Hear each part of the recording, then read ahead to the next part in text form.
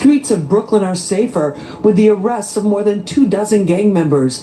They allegedly terrorized the residents of 10 NYCHA developments in Brownsville with broad daylight shootings and 2 murders. At least 30 weapons were recovered by the NYPD's Gun Violence Suppression Division during the Brooklyn DA's 2-year investigation into a deadly and dangerous gang rivalry. One gang is called the Woo. Their opponents, or ops, are called the Cho. They lived in close proximity to each other in Brownsville and used social media and drill music videos to threaten each other and escalate their rivalry. The 32 suspects are charged in 4 indictments with a total of 104 counts, ranging from murder conspiracy to weapons possession. The case covers a total of 27 incidents, including 2 homicides and 17 additional non-fatal shootings. We have taken these criminals off our streets, and together we will endeavor to keep them off. Their arrests highlight the NYPD's precision policing approach, going after the most violent repeat offenders, says Deputy Chief Jason Savino. 32 subjects in this investigation. 30 of them have either been arrested for a shooting or allegedly charged with a shooting with this new indictment. So on at least one occasion, and we have many others with more than one.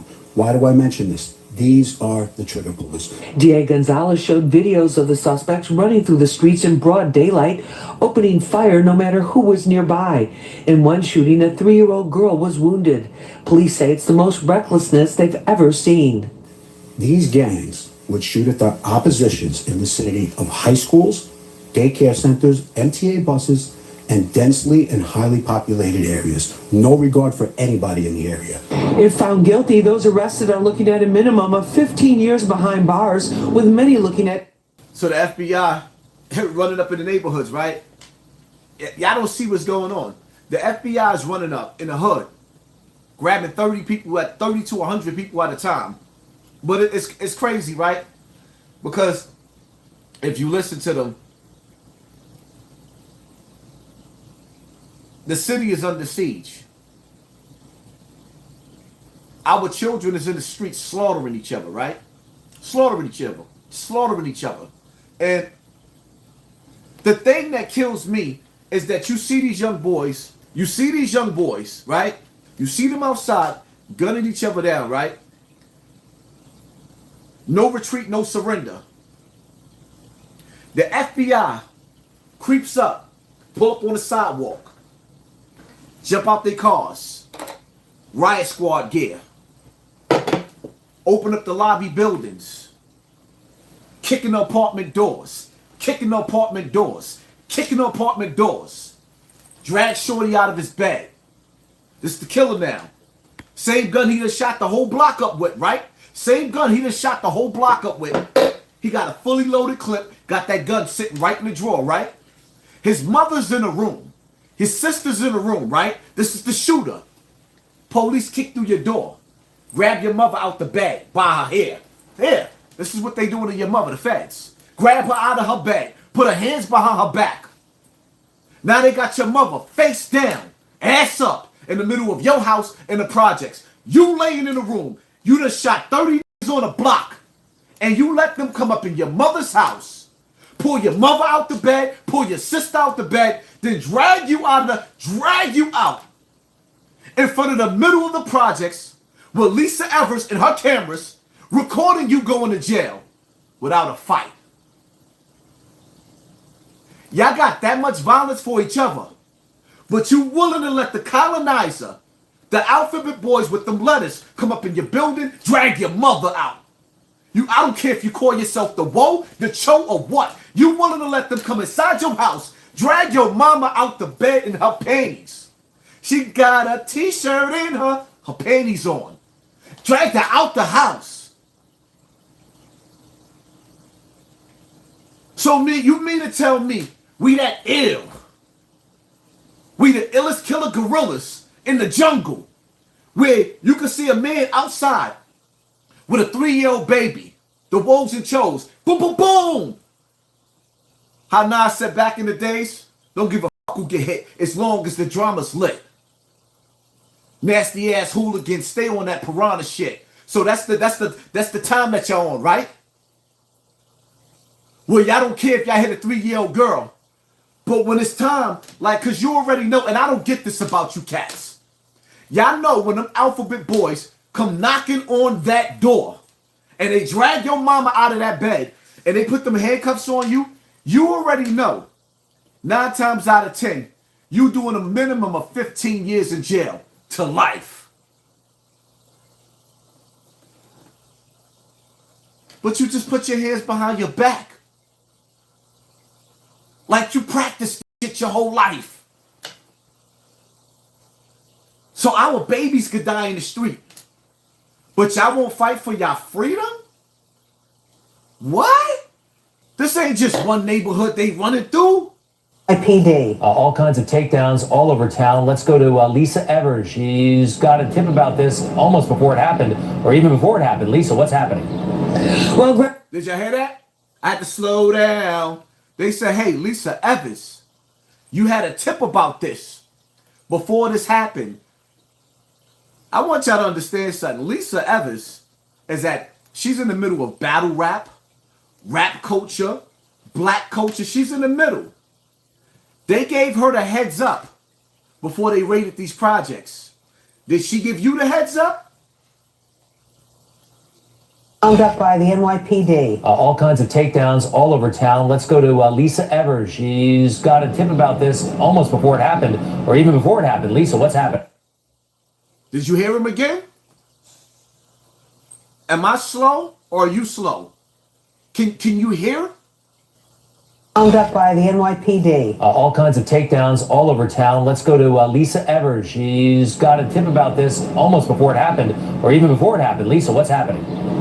Well, Greg and Rosanna, we're here in Harlem at the scene of one of the biggest NYPD gang takedowns ever. It started very early this morning here at the Manhattanville houses and also a couple blocks away at the Grant houses. Let me show you some of the video that we captured here as police were taking out what they are telling us are some of the most dangerous gang members in the city. One of the suspects was from what's called the Stack 3 gang, and as he was led in handcuffs into the police van, he yelled out, "Happy Stack Day," still defiant.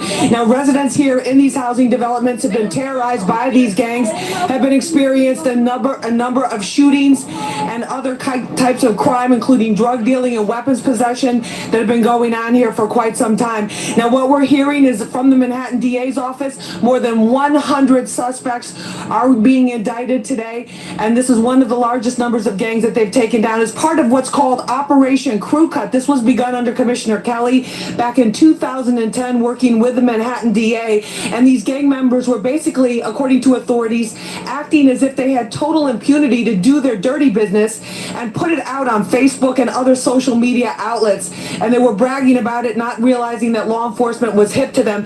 They had developed codes that were so sophisticated that the DA's office had to actually come up with almost a textbook of code language to explain to prosecutors and police what they were talking about when they were making threats against rival gang members, and also threatening to do other things in the community that many people here were very, very upset by. So a major bust this early this morning took place here at the Grand Houses. We're also hearing from sources that one of the suspects who was picked up might have been connected with the murder of that high school aspiring female high school basketball player a couple of years ago, the one who had won a Division I scholarship and was on her way to a female basketball star career. So there's a lot to this case, and investigators feeling very satisfied with what happened this morning. They also picked up some other people not necessarily involved with these cases who had outstanding warrants, because what we've learned from being out here this morning is they have hand scanners, portable hand scanners, almost like mini iPads that they can take, scan people as they're doing these raids and picking up other people who are wanted for outstanding violations and other outstanding crimes. So a very busy morning here. More than 400 police officers, very specialized units from the NYPD, the gang unit leading off on it, the OCCB, the Organized Crime Control Bureau, Narcotics Division, and also the Public Housing Police, who are very familiar with. I'm going somewhere with this, and not where y'all want to go in the comment section. I'm going somewhere with this. So you shut up. You learn something while I'm educating you. Because I want y'all to understand something, where we going with this. And now they're getting $4 billion We will wage war upon the cartels and stop the fentanyl and deadly drugs from killing 200,000 Americans per year. And I will ask Congress for legislation ensuring that drug dealers and human traffickers, these are terrible, terrible, horrible people who are responsible for death, carnage, and crime all over our country. Every drug dealer during his or her life on average will kill 500 people with the drugs they sell, not to mention the destruction of families. But we're going to be asking everyone who sells drugs, gets caught selling drugs, to receive the death penalty for their heinous acts, because it's the only way. We don't need any more blue ribbon committees. I don't like to say this, and I don't even know if the American public is ready for it, and a lot of my people say, please don't say that, sir, that's not nice. They kill 500 people each on average. And if you don't do this, in China, when I was with President Xi, I said, President, do you have a drug problem? No, we don't. He looked at me like I didn't know what I was doing. He said, no, we don't have a drug. How come you don't have a drug problem? He said, quick trial. What is a quick trial? I sort of knew. What is a quick trial? That's where if you get caught dealing drugs, you have an immediate and quick trial, and by the end of the day, you're executed. That's a terrible thing. But they have no drug problem. The only drug problem they have is they make the fentanyl that comes into our country, and I had him stopping it. Y'all paying attention? Are y'all listening? See, this is what y'all gotta understand, right?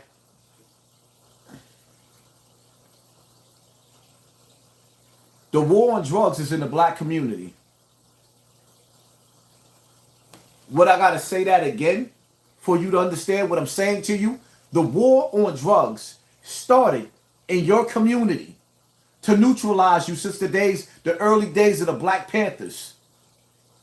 The war has been in our community. Here's my thing, right? I feel like the Italians feel when you watch the mob movies. They tell you that they don't accept drug selling, drug dealing in the Italian communities. So I feel like black people, black men, need to come together and keep the drugs out of our community. I feel like that we need to put our foot down, right?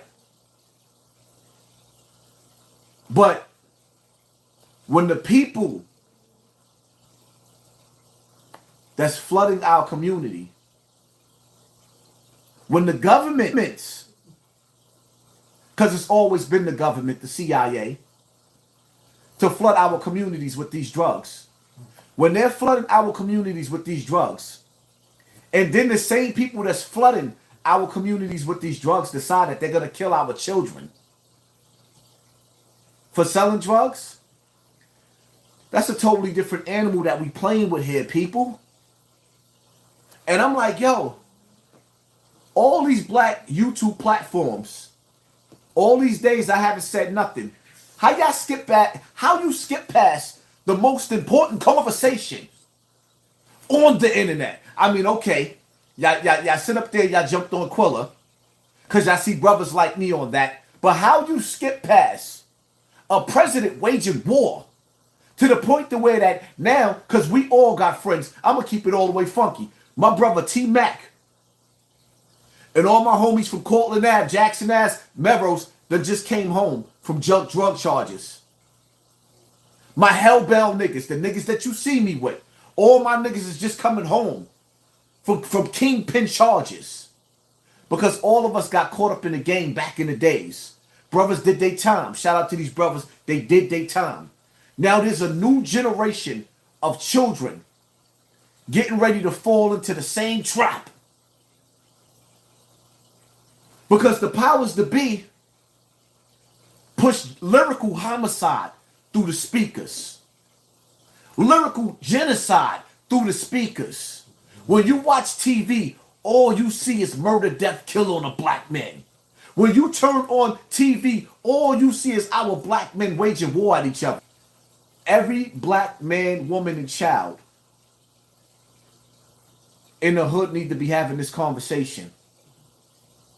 Because it's to the point now where you can't turn your eye to what little Johnny is doing next door. Because little Johnny is selling drugs next door. And your son might start selling drugs with little Johnny next door. He might only sold a couple of drugs here and there. But when the FBI comes into the black community, they always make the crime scene bigger. And when they lock your children up from these drug charges, you have a president that's saying put them to death. I think that's a decision that black people need to make against black people, or how to deal with us in our own community when we sell drugs. Personally, I think once we clean our community up, then that's a decision that we need to make, whether we gonna sentence each other to the death penalty.